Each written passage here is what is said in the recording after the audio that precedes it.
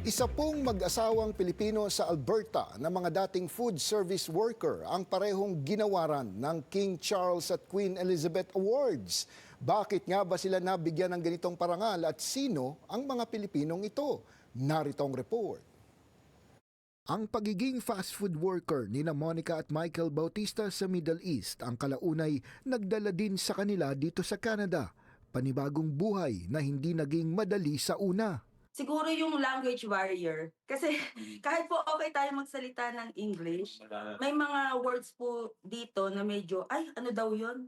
Pag nag-grocery kami, nung time na yon, bike lang yung dala namin, nakapag-pack ka, yung bigas mo nasa harap ng, yung isang sakong bigas sa harap ng bike mo, nagpo-bike sa snow, yun lang ang mga struggle dati. Ngayon mayroon na silang sariling bubble tea shop, ice cream shop at property rentals. Bukod pa sa full-time job at pag-volunteer sa Filipino community. Ang maganda po kasi may mga support system po. Yeah. At the same time, may mga business partner po kami sa mga business na yon. So, madali po siyang i-manage kapag merong two different brains na pareho yung mindsetting. Mas madali po. Madali po yung operations. Bago matapos ang 2025, ginawaran si Monica ng King Charles III Coronation Award dahil sa kanyang serbisyo at pagtulong sa komunidad. So sabi ko, wow! Sabi ko, kahit pala paano sa simpleng community service namin, nare-recognize pala. At hindi lang basta recognition na simple lang eh. It's a huge recognition actually kasi nakita ko po yung pangalan ko sa Government of Canada. Nakita namin yung pangalan namin doon. So it was acknowledged sa buong Canada. Noong 2023, si Michael ang ginawaran ng Queen Elizabeth Award dahil din sa community service. Siguro nasa puso talaga eh. Alam mo yung, kasi po ang sarap makatulong, makita mo yung mga Canadians na yung mga Pilipino involved sa ganito, sa volunteering. Kaya parang tuloy-tuloy kami. Kasi pista na namin yon.